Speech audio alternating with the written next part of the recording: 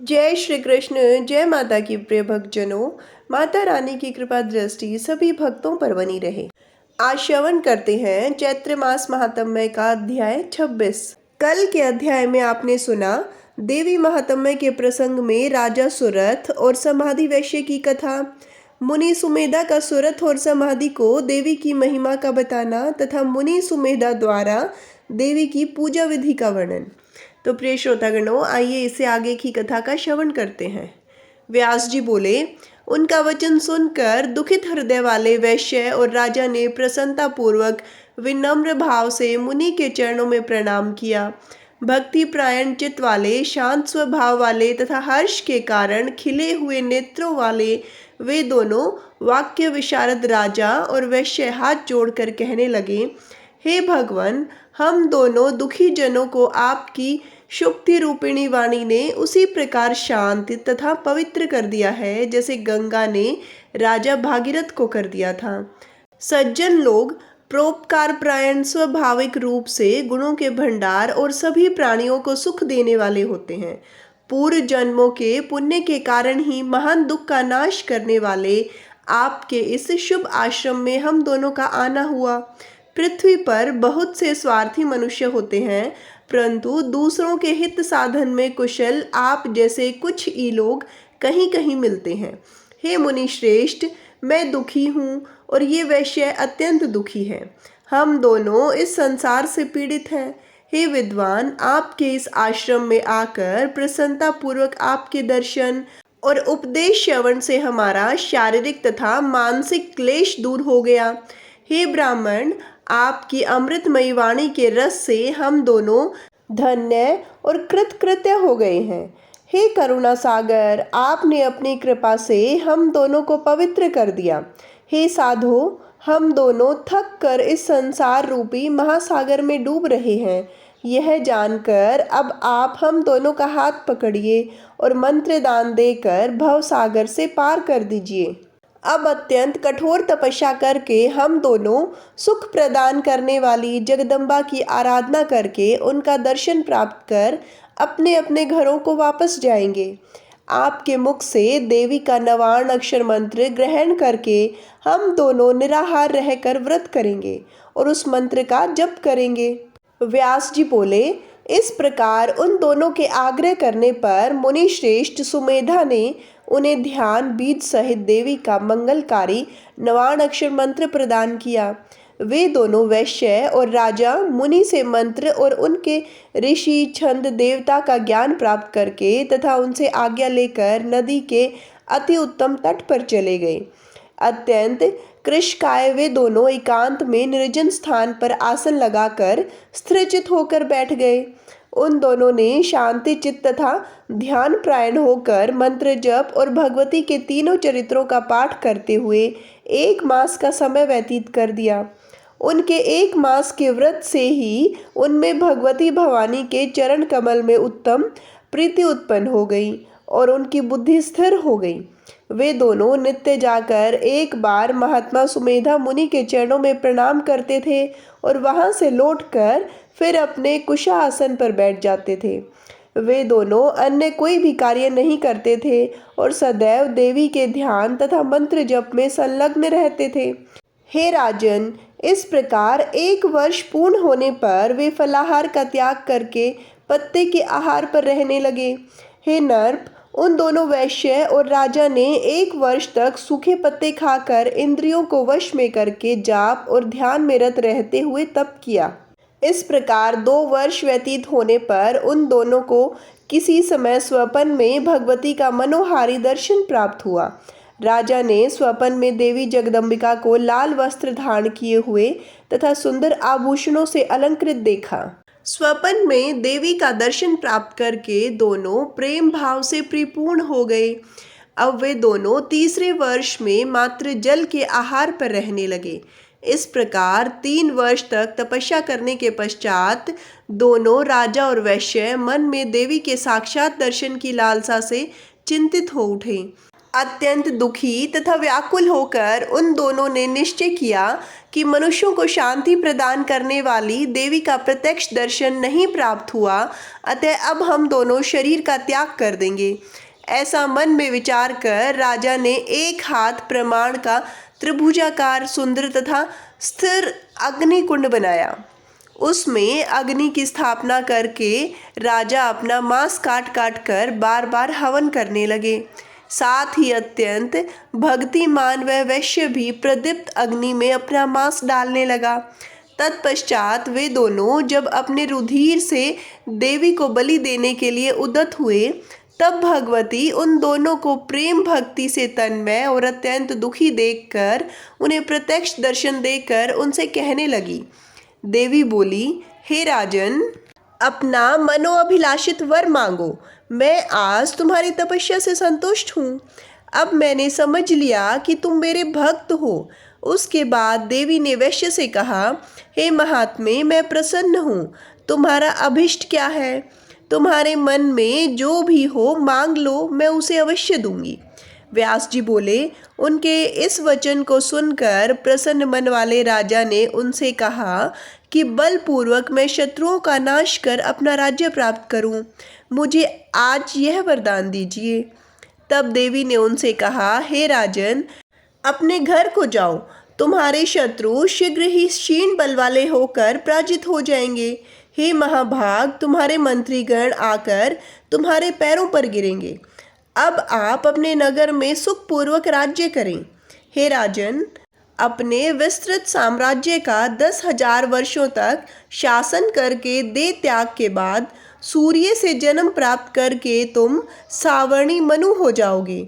व्यास जी बोले, शुद्ध हृदय वैश्य ने हाथ जोड़कर कहा, अब मुझे न घर की आवश्यकता है, न धन की, न पुत्र की ही। हे माता, ये सभी बंधन में डालने वाले और स्वपन की भांति नश्वर हैं। अतः आप मुझे बंधन का नाश करने वाला और मोक्ष देने वाला दिव्य ज्ञान प्रदान करें। इस आसार संसार में अज्ञानी डूब जाते हैं और ज्ञानी पार उतर जाते हैं, इसलिए वे संसार की इच्छा नहीं करते। व्यास जी बोले, तब अपने समक्ष खड़े वैश्य की बात सुनकर देवी महामाया ने कहा, हे वैश्य श्रेष्ठ, तुम्हें ज्ञान प्राप्त होगा, इसमें संदेह नहीं है। इस प्रकार उन दोनों को वरदान देकर देवी वहीं अंतर्ध्यान हो गई। तब भगवती के अंतर्ध्यान हो जाने पर राजा सुरथ ने मुनि श्रेष्ठ को प्रणाम करके घोड़े पर चढ़कर चलने का निश्चय किया। तभी उनके प्रजाजनों और मंत्रीगणों ने वहां आकर प्रणाम किया। वे हाथ जोड़कर खड़े हो गए तथा विनम्र होकर राजा से कहने लगे, हे राजन, आपके शत्रुगण अपने पाप के कारण युद्ध में मारे गए हैं। अब आप अपने नगर में निवास करके निष्कंटक राज्य कीजिए। उनकी बात सुनकर राजा मुनिश्रेष्ठ को प्रणाम करके उनसे आज्ञा लेकर मंत्रियों के साथ चल दिए। वे अपने राज्य, स्त्री और बंधु बांधवों को पाकर समुद्र पर्यंत संपूर्ण पृथ्वी का राज भोगने लगे। वैश्य भी ज्ञान प्राप्त करके सर्वथा आसक्ति रहित और बंधन से मुक्त होकर तीर्थों में भ्रमण करता हुआ तथा भगवती के गुणों का गान करता हुआ समय व्यतीत करने लगा। इस प्रकार देवी की परम अद्भुत लीला तथा राजा और वैश्य द्वारा की गई उनकी आराधना एवं फल प्राप्ति को मैंने यथार्थ रूप से आपसे कहा। देवी के शुभ आविर्भाव और उनके द्वारा दैत्यों के विनाश की कथा भी मैंने आपसे कही। भक्तों को अभय प्रदान करने वाली भगवती ऐसे प्रभाव वाली हैं। जो मनुष्य उनके इस उत्तम आख्यान को नित्य सुनता है, वह संसार में अद्भुत सुख प्राप्त करता है। यह सत्य है।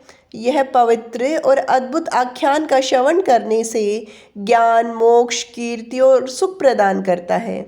यह मनुष्यों की सभी कामनाओं की पूर्ति करने वाला तथा समस्त धर्मों का सार और धर्म, अर्थ, काम और मोक्ष की प्राप्ति का परम कारण बताया गया है। सूत जी बोले, राजा जन्मेजय के पूछने पर सभी अर्थ तत्वों को जानने वाले सत्यवती पुत्र व्यास ने उनसे यह दिव्य देवी भागवत संहिता कही। परम दयालु भगवान कृष्णद्वैपायन मुनि व्यास ने शुंभ दैत्य के वध की कथा पर आधारित देवी चंडिका के चरित्र का वर्णन किया था। हे मुनीश्वरों, समस्त पुराणों का सार स्वरूप यह इतिहास मैंने आप लोगों से कह दिया। ऋषिगण बोले, हे महाभाग सूत जी, आपकी वाणी स्वरूपी अत्यंत मधुर सुधा का पान करके अभी हम संतप्त नहीं हुए हैं। कृष्णद्वैपायन वेद व्यास जी ने जिस उत्तम श्रीमद् देवी भागवत पुराण का प्रणय किया है, उस पुराण की मंगलमयी वेद वर्णित मनोहर प्रसिद्ध और पापों का नाश करने वाली कथा को हम आपसे पूछना चाहते हैं। त्वष्टा का वृत्रासुर नाम से विख्यात पराक्रमी पुत्र महात्मा इंद्र के द्वारा क्यों मारा गया? त्वष्टा जो देव पक्ष के थे और उनका पुत्र अत्यंत बलवान था, ब्राह्मण वंश में उत्पन्न उस महाबली का इंद्र के द्वारा क्यों वध किया गया?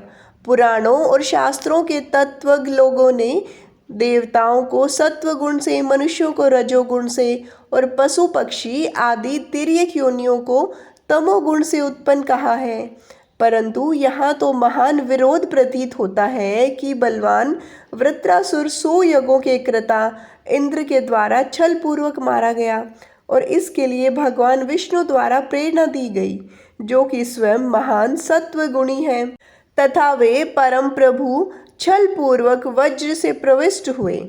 संधि करके उस महाबली वृत्र को पहले आश्वस्त कर दिया गया, किंतु पुनः विष्णु और इंद्र ने सत्य संधि की बात को छोड़कर जल के फेन से उसे मार डाला। हे सूत जी, इंद्र और विष्णु के द्वारा ऐसा दुस्साहस क्यों किया गया? महान लोग भी मोह में फंसकर पाप बुद्धि हो जाते हैं।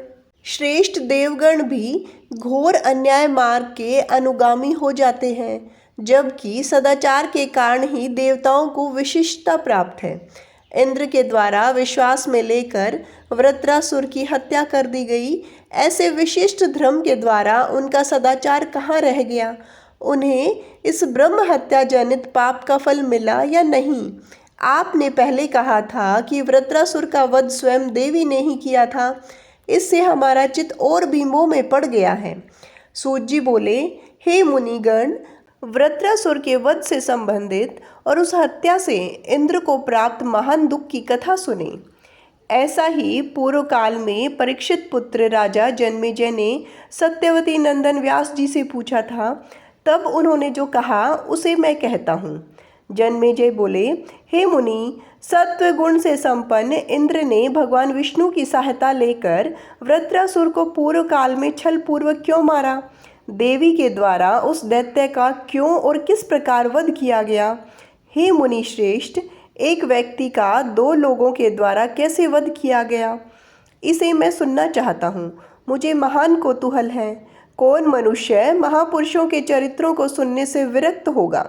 अतः आप वृत्रासुर के वध पर आधारित जगदम्बा के महात्म्य को कहिए। व्यास जी बोले, हे राजन, आप धन्य हैं, जो कि आपकी इस प्रकार की बुद्धि पुराण श्रवण में अत्यधिक आदर पूर्वक लगी हुई है। श्रेष्ठ देवगण अमृत का पान करके पूर्ण तृप्त हो जाते हैं, परंतु आप इस कथा अमृत का बार बार पान करते हुए भी अतृप्त ही हैं। हे राजन, महान कीर्ति वाले आपका भक्ति भाव कथाओं में दिन प्रतिदिन बढ़ता ही जा रहा है। श्रोता जब एकाग्र मन से सुनता है, तब वक्ता भी प्रसन्नता के साथ कथा कहता है। पूर्व काल में इंद्र तथा वृत्रासुर का जो युद्ध हुआ था और निरपराध शत्रु वृत्रासुर का वध करके देवराज इंद्र को जो दुख प्राप्त हुआ, वह वेद और पुराणों में प्रसिद्ध है। जब माया के बल से मुनिगण भी मोह में पड़ जाते हैं और वे पाप भीरु होकर निरंतर निंदनीय कर्म करते जाते हैं, तब हे राजन, विष्णु और वज्रधारी इंद्र ने छल से त्रिशरा और वृत्रासुर का वध कर दिया। तो इसमें आश्चर्य की क्या बात है? सत्व गुण के मूर्तिमान विग्रह होते हुए भी भगवान विष्णु ने जिसकी माया से मोहित होकर सदैव छल पूर्वक दैत्यों का संहार किया, तब भला ऐसा कौन प्राणी होगा जो सब लोगों को मोह में डाल देने वाली भगवती भवानी को अपने मनोबल से जीतने में सक्षम हो सके? भगवती की ही प्रेरणा से नर ऋषि के सखा नारायण भगवान अनंत हजारों युगों में मत्स्य आदि योनियों में अवतार लेते हैं और कभी अनुकूल तथा कभी प्रतिकूल कार्य करते हैं। यह मेरा शरीर है, यह मेरा धन है, यह मेरा घर है, ये मेरे स्त्री पुत्र और बंधु बांधव हैं। इस मोह में पड़कर सभी प्राणी पुण्य तथा पाप कर्म करते रहते हैं, क्योंकि अत्यंत बलशाली माया गुणों से वे मोहित कर दिए गए हैं।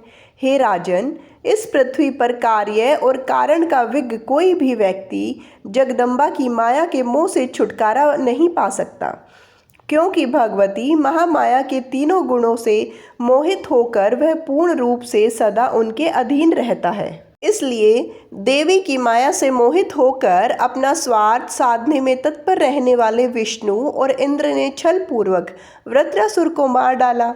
हे पृथ्वीपते, अब मैं वृत्रासुर और इंद्र के पारस्परिक पूर्व बैर के कारण की कथा बताता हूँ। देवताओं में श्रेष्ठ त्वष्टा नाम के एक प्रजापति थे। वे महान तपस्वी, देवताओं का कार्य करने वाले, अति कुशल तथा ब्राह्मणों के प्रिय थे। उन्होंने इंद्र के द्वेष के कारण 3 मस्तकों से संपन्न एक पुत्र उत्पन्न किया, जो विश्वरूप नाम से विख्यात हुआ। वह परम मनोहर रूप वाला था। अपने 3 श्रेष्ठ तथा मनोहर मुखों के कारण वह अत्यंत शोभा संपन्न दिखाई देता था। वह मुनि अपने 3 मुखों से 3 भिन्न भिन्न कार्य करता था। वह एक मुख से वेद अध्ययन करता था, एक मुख से मधुपान करता था और तीसरे मुख से सब दिशाओं का एक साथ निरीक्षण करता था। वह तृष्णा भोग का त्याग करके मृदु, संयमी और धर्मपरायण तपस्वी होकर अत्यंत कठोर तप करने लगा। ग्रीष्म काल में पंचाग्नि ताप से वृक्ष की डाली में पैर के बल अधोमुख लटके रहते एवं हेमंत और शिशिर ऋतु में जल में स्थिर रहते थे। सब कुछ त्याग करके जितेंद्रिय भाव से निराहार रहकर बुद्धिमान तृष्णा ने मंदबुद्धि प्राणियों के लिए अत्यंत दुष्कर तपस्या आरंभ कर दी। उसको तप करते देखकर शचीपति इंद्र दुखित हुए। उन्हें यह विषाद हुआ कि कहीं यह इंद्र न बन जाए। उस अत्यंत तेजस्वी विश्व रूप का तप, पराक्रम और सत्य देखकर इंद्र निरंतर इस प्रकार चिंतित रहने लगे। उत्तरोत्तर वृद्धि को प्राप्त होता हुआ यह तृष्णा मुझे ही समाप्त कर देगा। इसलिए बुद्धिमानों ने कहा है कि बढ़ते हुए पराक्रम वाले शत्रु की कभी भी उपेक्षा नहीं करनी चाहिए। इसलिए इसके तप के नाश का उपाय इसी समय करना चाहिए। कामदेव तपस्वियों का शत्रु है। काम से ही तप का नाश होता है। अतः मुझे वैसा ही करना चाहिए जिससे यह भोगों में आसक्त हो जाए। ऐसा मन में विचार कर बल नामक दैत्य का नाश करने वाले उस बुद्धिमान इंद्र ने त्वष्टा के पुत्र तृष्णा को प्रलोभन में डालने के लिए अप्सराओं को आज्ञा दी। उन्होंने उर्वशी, मेनका, रंभा, घृताची, तिलोत्तमा आदि को बुलाकर अपने रूप पर गर्व करने वाली ही अप्सराओं, आज मेरा कार्य आ पड़ा है। तुम सब मेरे उस प्रिय कार्य को संपन्न करो। मेरा एक महान दुर्दश शत्रु संयत होकर तपस्या कर रहा है। शीघ्र ही उसके पास जाओ और उसे प्रलोभित करो। इस प्रकार शीघ्र ही मेरा कार्य करो। अनेक प्रकार के श्रृंगार, वेशों तथा शरीर के हाव भावों से उसे प्रलोभित करो और मेरे मानसिक संताप को शांत करो। तुम लोगों का कल्याण हो। हे महाभाग अप्सराओं, उनके तपोबल को जानकर मैं व्याकुल हो गया हूँ। वह बलवान शीघ्र ही मेरा पद छीन लेगा। हे अबलाओं, मेरे सामने यह भय आ गया है कि तुम लोग शीघ्र ही उसका नाश कर दो। इस कार्य के आ पड़ने पर तुम सब मिलकर आज मेरा उपकार करो। उनके इस वचन को सुनकर अप्सराओं ने उन्हें नमन करते हुए कहा, हे देवराज, आप भय न करें, हम उसे प्रलोभन में डालने का प्रयत्न करेंगे। हे महातेजस्विन, जिस प्रकार से आपको भय न हो हम वैसा ही करेंगी। उस मुनि को लुभाने के लिए हम नृत्य, गीत और विहार करेंगी। हे विभो, कटाक्षों और अंगों की विभिन्न भंगिमाओं से मुनियों को मोहित करके उन्हें लोलुपत अपने वशीभूत तथा नियंत्रण में कर लेंगी। व्यास जी बोले, इंद्र से ऐसा कहकर वे अप्सराएं तृष्णा के समीप गई और काम शास्त्र से कहे गए विभिन्न प्रकार के हाव भाव का प्रदर्शन करने लगी। वे अप्सराएं मुनि के सम्मुख अनेक प्रकार के तालों में गाती और नाचती हुई उन्हें मोहित करने के लिए विविध प्रकार के हाव भाव करती थी, किंतु उन तपस्वी ने अप्सराओं की चेष्टा को देखा तक नहीं और इंद्रियों को वश में करके वे गूंगे, अंधे और बहरे की तरह बैठे रहे। वे अप्सराएं गान, नृत्य और मोहित करने वाले प्रपंच करती हुई कुछ दिनों तक उनके श्रेष्ठ आश्रम में रही। जब उनकी काम चेष्टाओं से मुनि तृष्णा का ध्यान विचलित नहीं हुआ, तब वे अप्सराएं पुनः लौटकर इंद्र के सम्मुख उपस्थित हुई। अत्यंत थकी हुई, दीन अवस्था वाली, भयभीत और उदास मुख वाली उन सब ने हाथ जोड़कर देवराज से इस प्रकार कहा, हे विभो, हमने महान प्रयत्न किया, परंतु हम उस दुर्धर्ष मुनि को धैर्य से विचलित करने में समर्थ नहीं हो पाई। हे पाक शासन, आपको कोई दूसरा ही उपाय करना चाहिए। उस जितेंद्रिय तपस्वी पर हमारा कुछ भी प्रभाव नहीं पड़ सका। हमारा बड़ा भाग्य है कि तपस्या से अग्नि के समान प्रकाशित होने वाले उस महात्मा मुनि ने हमें शाप नहीं दिया। अप्सराओं को विदा करके शुद्र बुद्धि तथा पाप बुद्धि इंद्र उसके ही वध का अनुचित उपाय सोचने लगे। हे राजन, लोक लज्जा और महान पाप के भय को छोड़कर उन्होंने उसके वध के लिए अपनी बुद्धि को पाप में बना दिया। प्रिय श्रोतागणों, आज की कथा में इतना ही। आगे की कथा सुनने के लिए जुड़े रहिए हमारे चैनल हमारी संस्कृति हमारे संस्कार से। धन्यवाद।